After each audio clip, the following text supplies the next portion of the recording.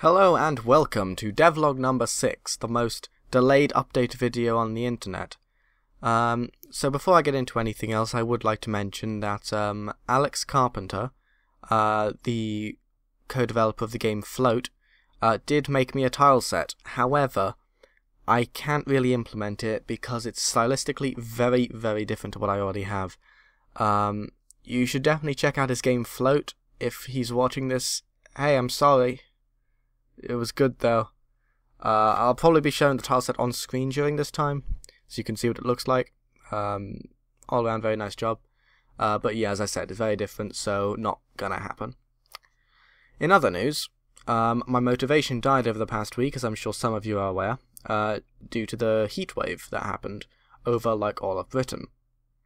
And it wasn't very fun. I'm just getting back my motivation lately, and I have done a few things. I composed a music or soundtrack piece for the game. It's called Mind Reader. I have had some mixed reception on this. Some people, well, that is to say, one of the two people I spoke to about it really hates it. So I don't know if it's any good, and if it's not, if I grow to not like it, I will just make another one, because I'm planning on making a few soundtrack pieces. This isn't the only one. Much like what I did for Super Displacement, if anybody has played that game. Sort of randomized soundtracks, or maybe soundtracks pertaining to a certain environment, etc. It won't be one static soundtrack. What I have done is created a stony tile set, which is very reminiscent of, like, you know, being on the moon. I haven't finished the background for this yet. You might remember that in the grass and dirt areas there's a sort of, you know, hills and clouds and sky. This one is just sort of a repeating stone texture, the same stone texture that I would be using ordinarily for the blocks themselves. So I am going to have to figure out something. I sort of like the idea that it's in a cave, so I have to figure out how to draw caves, because I'm actually really bad at drawing actual images at all, let alone in pixel art. I'm just bad at drawing. I did make some thumbnails for the videos.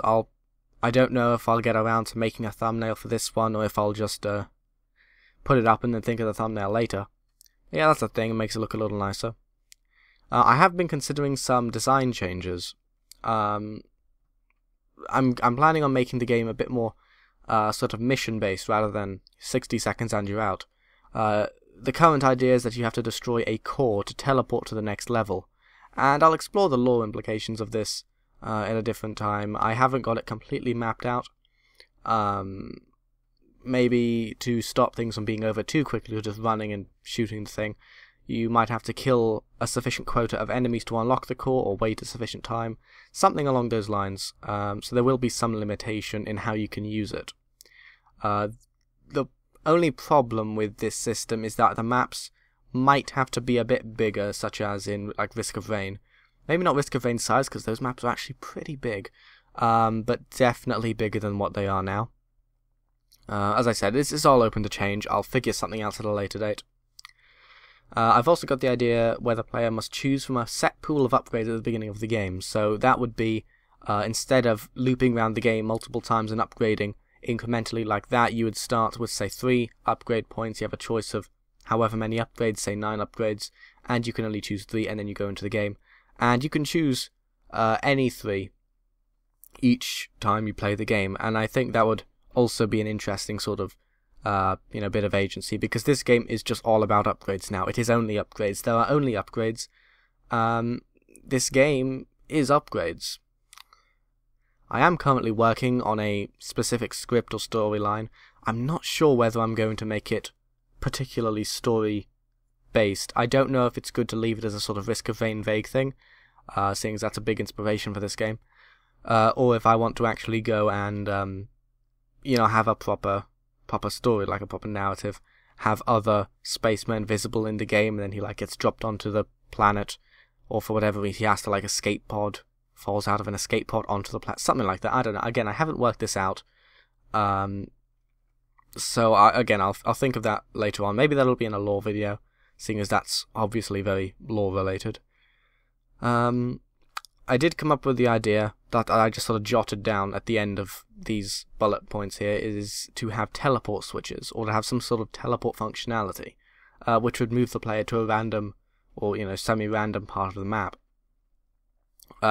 In this current map, in the only Stonely map that I've actually made so far, there is, as I'm sure you can see here, there is a platform above the player, which is basically impossible to get to since the player can't jump that high. So teleports would fix that, without having to, have me wrestle with like ladder code and all, or ropes or something like that, which is a big hassle. And I think teleports would be quite thematically fitting, since the whole game is about teleports and upgrades. It's all teleports and upgrades, baby.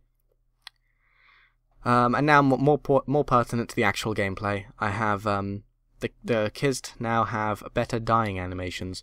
Previously, they would just sort of like glow, and then like their outline would last for a frame, and then they just disappear. And it looked okay, but it didn't look great. I have sort of made that better. Now they sort of like shrink a little bit lengthways. They sort of narrow, and then they disappear into a little circle, and then they fall off. And I think that's a lot better.